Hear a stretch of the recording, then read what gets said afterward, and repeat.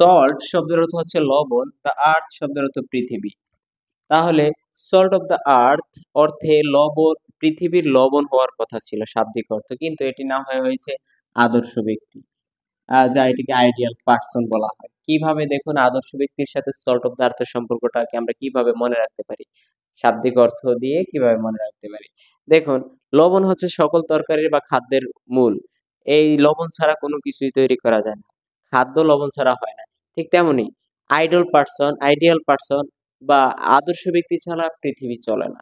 এই আর এই আদর্শ ব্যক্তি ছাড়া চলে না।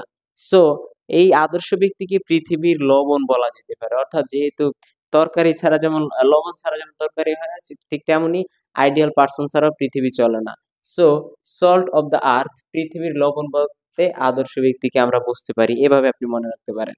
এরপরে দেখুন শার্প প্র্যাকটিস। শার্প মানে ধারালো, প্র্যাকটিস মানে অনুশীলন, ধারালো অনুশীলন।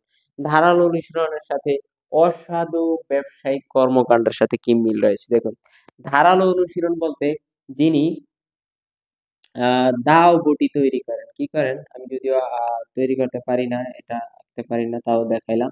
যে দাও বটি তৈরি করেন কামার, তিনি শার্প প্র্যাকটিস, ধারালো অনুশীলন করে থাকেন। তিনি এগুলো তৈরি লোহা দিয়ে বিভিন্ন রকমের যন্ত্রপাতি তৈরি করে থাকেন, ধারালো যন্ত্রপাতি তৈরি করে থাকেন। সো শার্প প্র্যাকটিস দ্বারা আমরা কামারকে বুঝিয়ে থাকি, বা বুঝতে পারি আমরা কৌশলে।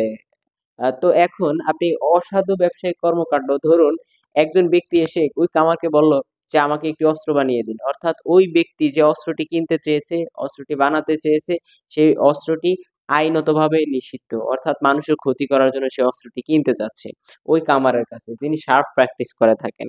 এখন যখন এই কামার ওই ব্যক্তির কাছে নিষিদ্ধ অস্ত্রটি বিক্রয় করবেন, তিনি হচ্ছে তাহলে তিনিও নিষিদ্ধের আওতায় পড়ে গেলেন, অর্থাৎ তিনিও অসাধুর আওতায় পড়ে গেলেন। সো যখন এই কামার এগুলা বিক্রি করেন শার্প প্র্যাকটিস, তখন তিনি ওই লোভে পড়ে ওই যিনি ক্রেতা তার কাছে বিক্রি করার জন্য যদি রাজি হয়ে যান, তাহলে তিনি অসাধু ব্যবসায়িক কর্মকাণ্ডের মধ্যে পড়ে গেলেন। সো আমরা মনে রাখতে পারি শার্প প্র্যাকটিস মানে অসাধু ব্যবসায়িক কর্মকাণ্ড।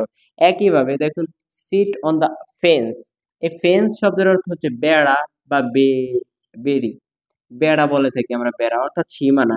ধরুন দুইজন ব্যক্তির জমি আছে, এই দুইজন ব্যক্তির জমির মাঝখানে একটি আইল বা বেড়া বা সীমানা দেওয়া হয়েছে। কিভাবে? এইভাবে ইয়ে দিয়ে, গাছ দিয়ে সীমানা, বা হচ্ছে বিভিন্ন নেট দিয়ে সীমানা দেওয়া হয়েছে। এখানে একজনের জমির ফসল আছে, এখানে আরেকজনের ফসল আছে। এখন সিট অন দ্য আর্থ অর্থাৎ বেড়ার উপরে বসা বা এটার সাথে নিরপেক্ষ থাকার কি সম্পর্ক? দেখুন এই ব্যক্তির সাথে, এই ব্যক্তির নাম হচ্ছে রহিম, আর এই জমির মালিক যে ব্যক্তির নাম হচ্ছে করিম। রহিম এবং করিমের মধ্যে এই জমি নিয়ে হচ্ছে ঝগড়া বেঁচে গেল, আইল কাটা নিয়ে ঝগড়া বেঁচে গেল, যেটা গ্রামীণ অঞ্চলে হয়ে থাকে। তো এই যে যখন ঝগড়া বেঁচে গেল, তখন একজন বিচারক হিসাবে আসলেন, এখান থেকে আসলেন, আমি ধরি এখান থেকে আসছে ফয়েজ, ফয়েজ আসলেন। এই উভয়ের জমি নিয়ে ঝগড়া যখন বাজলো, তখন হচ্ছে রহিম এবং করিমের মাঝে কে আসলেন বিচারক হিসেবে? ফয়েজ আসলেন।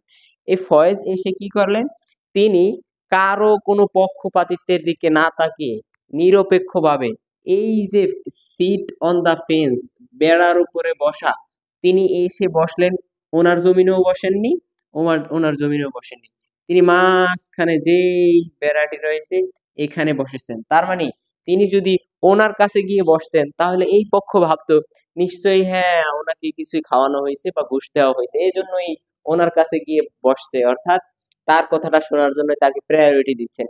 আবার যদি ওনার জায়গাতে এসে বসতো, তাহলে এই রহিম বলতো হ্যাঁ করিমের সাথে ওনার ভালো সম্পর্ক আছে, ওনাকে নিশ্চয়ই কোনো ঘুষ খাওয়াইছে, এজন্য ফয়েজ এসে তার জমিনে বসছে। কিন্তু ফয়েজ কোনোটাই না করে এই যে সিট অন দা ফেন্স, বেড়ার উপরে সে বসেছেন, দুই জমির মাঝখানে সীমানায় এসে বসেছেন। এর দ্বারা এই ফয়েজের ইম্পার্শিয়াল অ্যাক্টিভিটিস অর্থাৎ নিরপেক্ষ কাজ করার পরিচয়টি পাওয়া গেছে। সো আমরা সিট অন দা ফেন্স দ্বারা নিরপেক্ষ থাকা অর্থ বুঝাতে পারি। আশা করি সকলে বুঝতে পারছেন। এবং দারুণ সব ইন্টারেস্টিং ভিডিও পেতে আমাদের সাথেই থাকুন। সকলকে ধন্যবাদ। আসসালামু আলাইকুম।